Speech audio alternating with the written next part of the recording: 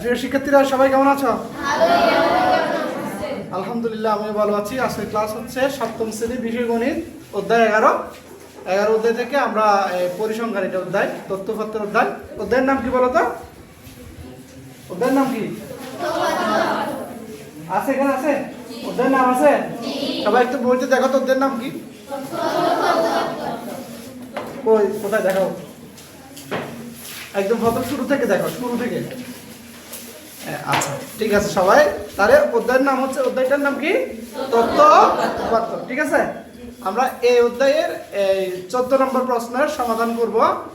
তো তোমরা সবাই তাহলে দেখো কিভাবে অঙ্কটা করি, একটু মনোযোগ সহকারে বোর্ডের দিকে খেয়াল করো।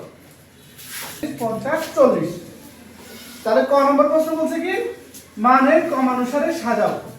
ক নম্বর প্রশ্ন কি বলছে? মানের ক্রমানুসারে সাজাও। মানের ক্রমানুসারে মানে হচ্ছে যে এখানে যে উপাত্তগুলো দিয়েছে সেগুলোকে আমরা মানের ঊর্ধ্বক্রম অনুসারে সাজাবো। কি অনুসারে সাজাবো? ঊর্ধ্বক্রম, অর্থাৎ ছোট থেকে বড় আকারে আমরা সাজাবো। বুঝতে পেরেছি? এবং যে সংখ্যাটা যতবার আছে ততবার আমরা ধারাবাহিকভাবে লিখবো। ঠিক আছে, তো কিভাবে করে দেখো, আমার এখানে দেখো সবচেয়ে এই যেখানে উপাত্তগুলো আছে সবচেয়ে এখানে ছোট কে? 40। এখন আমরা দেখব 40 কয়বার আছে। তাহলে আমরা ক নম্বর সমাধান করছি। ক নম্বর বলছে কি? উপাত্তগুলোকে মানের ক্রম অনুসারে সাজালে। উপাত্তগুলোকে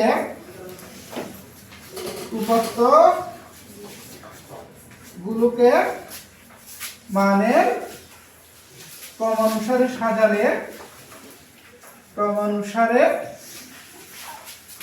সাজালে, তাহলে প্রথমে সবচেয়ে ছোট হচ্ছে কত? 40। তাহলে সব 40 কয়বার আছে দেখতে হবে। টোটাল একবার, তারপরে দুইবার, তারপরে কয়বার আছে? এখানে 3বার, 4বার, এবার আরেকবার কোথায় আছে? কোন পাশে আছে? কোন পাশে? এখানে। মনোযোগ আছে তোমাদের। তাহলে কয়বার হচ্ছে? 40 5বার। তাহলে একবার, দুইবার, 3বার, 4বার, 5বার। 40 এর পরে কত হবে স্যার? 42। তাহলে 42 হচ্ছে একবার, দুইবার, 3বার, তারপরে 4বার।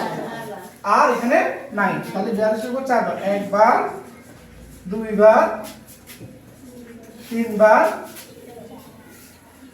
একবার, দুইবার, 3বার, 4বার। আচ্ছা 42 এর পরে কত স্যার? 42 এর পরে এখানে কত আছে? 43। 43 দেখো এখানে, আমি এখানে নাই, এখানে নাই, এখানে আছে। একবার, তারপর দুইবার, তারপরে আর আছে 3বার। আর আছে না? তাহলে 43 আছে হচ্ছে কয়বার? 3বার। একবার, দুইবার, 3বার। 43 এর পরে কত স্যার? 44। 44 কত কয়বার আছে দেখো? দেখো এখানে আমরা মনে দেখি এখানে কয়বার আছে? 44। 44 উপরে 44 কোথায়? 44 উপরে নাই, তাহলে নিচে আছে একবার, তারপরে কয়বার?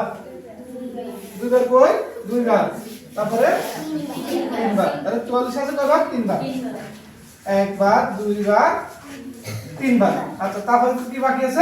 44 একবার, দুইবার, 3বার। গুড। 44 3বার। এরপর হচ্ছে কত? 45। 45 কয়বার? এখানে দেখি একবার, দুইবার, 3বার,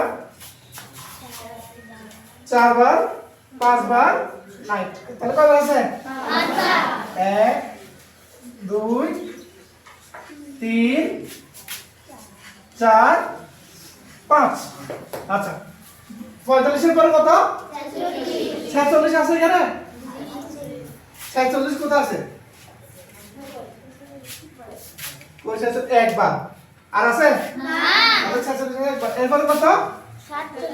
47 আছে? এটা একবার। আর আছে না?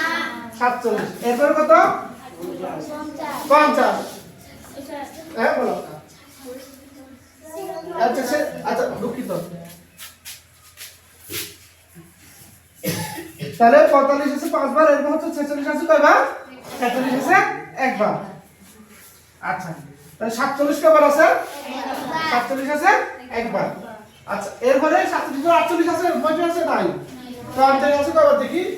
একবার, দুইবার, তিনবার, চারবার, পাঁচবার। 50 কবার আছে? একবার, দুইবার, তিনবার, চারবার, পাঁচবার। আচ্ছা, এরপরে আর কত আছে? 55 আছে। 55 52 আছে? 52 আছে একবার, আর আছে? 52। আচ্ছা, এরপরে 53 আছে, 54 আছে? না, এবার হচ্ছে কি 55। 55 কবার আছে? একবার। এখানে আর দেখা যাচ্ছে না, তাহলে 55 আছে একবার। তারপর হচ্ছে 56। 56 কবার আছে? 56 ও দেখা যাচ্ছে একবার, আর তো নাই। 56 আছে একবার, আর আছে? তাহলে টোটাল আমাদের কয়টা আছে দেখো? 1 2 3 4 5 6 7 8 9 10 11 12 13 14 15 16 17 18 19 20 21 22 23 24 25 26 27 28 29 30। তাহলে আমাদের টোটাল কয়জন ছাত্র বলছে? কয়জন ছাত্র বলছে? তাহলে আমাদের টোটাল 30 জন ছাত্রের আমাদের যে এখানে নম্বরগুলো আমরা ক্রমান্বয়ে লিখেছি ওজনগুলো, তাহলে আমাদের বরাবর 30টা মিলেছে। ঠিক আছে, এটাকে বলা হয় মানের উদ্দীপক অনুসারে সাজানো অথবা মানের ক্রমানুসারে সাজিয়ে লেখা। তোমরা কি বুঝতে পেরেছো সবাই? ঠিক আছে, তাহলে তুলে ফেলো। দেখো, খ নম্বর প্রশ্নের জন্য আমরা যে ক নম্বরটা অঙ্কটা করেছি ওইখান থেকে আমাদের কিছু তথ্য লাগবে, সেখান থেকেও করতে পারবো আমরা। ঠিক আছে, অন্য নিয়মেও করতে পারবো। তো আমরা ক নম্বর অঙ্কটা আমি মুছি না, আমি খ নম্বরটা উপরে করে দিচ্ছি, এখানে করে দিচ্ছি। তাহলে খ নম্বর প্রশ্ন শুরু হচ্ছে, এই যে আমরা কতে বা আমাদের যে উপাত্তগুলো ছিল, খ নম্বর প্রশ্ন হচ্ছে কি উপাত্তের গণসংখ্যার সারণী তৈরি করো। আমাদেরকে যে উপাত্তগুলো দিয়েছিল সেখান থেকে গণসংখ্যার সারণী। তো আমরা ক নম্বরে করেছি, এখানে দেখো এই সারণীর এই মানের ক্রম অনুসারে সাজাইছি না ক নম্বর। এখানে দুটো মান লাগবে, একটা হচ্ছে সর্বোচ্চ মান আর একটা হচ্ছে সর্বনিম্ন মান। এটা হচ্ছে সবচেয়ে বড় মান আর একটা হচ্ছে কি সবচেয়ে ছোট মান। আমরা লিখবো যে এখানে সর্বোচ্চ মান, সর্বোচ্চ মান, সর্বোচ্চ মান কত বলো? সবচেয়ে বড় মান কত? 56। এরপর হচ্ছে সর্বনিম্ন মান, এরপর কি লিখবো? সর্বনিম্ন মান কত? ছোট হচ্ছে 40। এরপর বের করবো পরিসর, এরপর কি বের করবো? পরিসর। পরিসরের সূত্র হচ্ছে সর্বোচ্চ মান যেটা সেটা থেকে সর্বনিম্ন মান বিয়োগ করব, ব্র্যাকেট দিব, যোগ 1। বুঝতে পেরেছি? সর্বোচ্চ মান বিয়োগ সর্বনিম্ন মান, ব্র্যাকেট দিয়ে যোগ 1। এরপর দেখো 56 থেকে 40 গেলে কত? 6 5 থেকে 4 16 যোগ 1 সমান কত? 17। এরপর পরের ধাপ হচ্ছে শ্রেণীব্যক্তি। এরপর কি বের করব? শ্রেণী সংখ্যা। কি বের করব? শ্রেণী সংখ্যা। তাহলে পরিসরের পরে আমরা কি বের করব? শ্রেণী সংখ্যা। তো শ্রেণী সংখ্যা কিভাবে বের করে দেখো, আমরা যে পরিসরটা পেয়েছি, পরিসর কত পেয়েছি? পরিসরকে উপরে বসাবো, আর আমরা এই শ্রেণী সংখ্যা তৈরি করার জন্য একটা শ্রেণীব্যক্তি মনে মনে ধরে নিব। শ্রেণীব্যক্তি মনে মনে ধরে নিব, সেটা এখানে লিখবো। শ্রেণীব্যক্তিটা 5 হতে পারে, 10 হতে পারে। প্রশ্ন যদি 10 বলে দেয়, প্রশ্ন যদি উল্লেখ করে দেয় 10 দিয়ে করতে হবে ভাগ। আর প্রশ্ন না বললে আমরা দেখতেছি এটা ছোট মান 17, এটাকে আমরা 5 দ্বারা ভাগ করব। তাহলে শ্রেণীব্যক্তি কত নিয়েছি? 5। শ্রেণীব্যক্তি কত ধরেছি? 5। এখানে এটা পাশে লিখে দিতে হবে, 5 শ্রেণীব্যক্তি ধরে, 5 শ্রেণী ব্যক্তি ধরে। ঠিক আছে, এখন 17কে 5 দ্বারা ভাগ করলে কত হয় দেখো তো? ভাগ করো। 17 ভাগ 5 3 দশমিক কত? 4। 3.4। তো এই মানগুলো কখনো শ্রেণী সংখ্যা কখনো দশমিকে হয় না, এটার পরের ঘর নিতে হয়। 3 এর পরে কত জানি আমরা? 4। অর্থাৎ আমাদের টোটাল শ্রেণী হবে কয়টা? 4টা। টোটাল শ্রেণী হবে কয়টা? 4টা। তো আমরা শ্রেণীটা এখানে পাশে করে দিচ্ছি, এই পাশে করে দিচ্ছি। এখানে লিখতে হবে শ্রেণীব্যক্তি 5 ধরে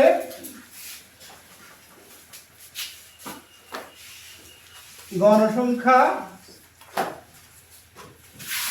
সারণী তৈরি করা হলো। তাহলে আমরা টোটাল শ্রেণী করবো কয়টা? টোটাল শ্রেণী করবো 4টা, আর একটা বাংলা হিসাব করার জন্য বাংলায় লেখার জন্য আর হিসাব লেখার জন্য আমরা টোটাল কয়টা করবো? টোটাল করবো 6টা। তাহলে এইভাবে 6টা ঘর করবো। 1টা, 2টা, 3টা, 4টা, 5টা, আরেকটা করি 6টা। তাহলে এখানে থাকবে শ্রেণীব্যক্তি, এখানে থাকবে টেলি, আর এখানে থাকবে গণসংখ্যা। দেখো কিভাবে করি। প্রথম ঘর থাকবে শ্রেণীব্যক্তি, এখানে কি থাকবে? একসাথে বলো, শ্রেণী ব্যক্তি অথবা শ্রেণী ব্যবধান। তারপর ঘর থাকবে ট্যালি, কি থাকবে? ট্যালি। তারপর ঘর থাকবে গণসংখ্যা, তারপর ঘরে কি থাকবে? গণসংখ্যা। এখন শ্রেণী ব্যক্তিটা আমরা কিভাবে করবো দেখো, খেয়াল করো। প্রথমে ঘরে আমরা শ্রেণী ব্যক্তি কিভাবে করে দেখো, আমাদের সবচেয়ে ছোট মান, সবার আগের মান কত? সবচেয়ে ছোট মান কত আছে? 40 থেকে শ্রেণী ব্যক্তি ধরবো, 40 থেকে শ্রেণীটা তৈরি করবো। ব্যবধান ধরবো কত? 5। তো 40 হয় গণ 40, 41, 42, 43, 44। তাহলে 40 থেকে 44, তারপর হচ্ছে কি 45 থেকে 49, তারপর হবে কত? 50 থেকে 54, তারপর হবে কি বলো কত? 55 থেকে 59। এবার দেখো 40 থেকে 44 এর ভিতরে কয়টা থাকে? 1 2 3 4 5 6 7 8 9 10 11 12 13 14 15টা। 40 থেকে 44 এর মধ্যে কয়টা? তো 43টা কিভাবে দিবে দেখো, 1 2 3 4, এভাবে একটা দাগ, 1 2 3 4, এভাবে একটা দাগ, 1 2 3 4, এভাবে একটা। তাহলে টোটাল কয়টা? 15টা। ঠিক আছে। আচ্ছা, এবার হচ্ছে 45 থেকে 49 এর মধ্যে কয়টা? 1টা 2টা 3টা 4টা 5টা 6টা 7টা 7টা। তাহলে 1 2 3 4 5 6 7, তাহলে এখানে বলবো 7। আচ্ছা, এরপর হচ্ছে 50 থেকে 54 এর ভিতরে 1 2 3 4 5 6, আর আছে না? তাহলে 6টা, 1 2 3 4 5 6। আচ্ছা, এরপর হচ্ছে 55 থেকে 59, 55 এটাও আছে, 56 আছে, 2টা। কয়টা হচ্ছে?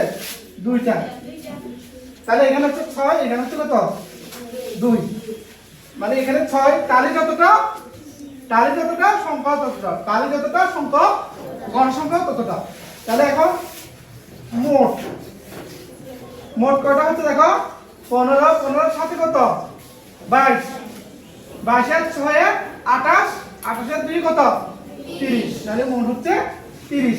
এই যে আমরা একটা শ্রেণী করেছি, ঘর করেছি, টেবিল করেছি, এটার নাম হচ্ছে গণসংখ্যা সারণী। এটার নাম কি? গণসংখ্যা সারণী। তোমরা কি সবাই বুঝতে পেরেছো? সবাই? ধন্যবাদ।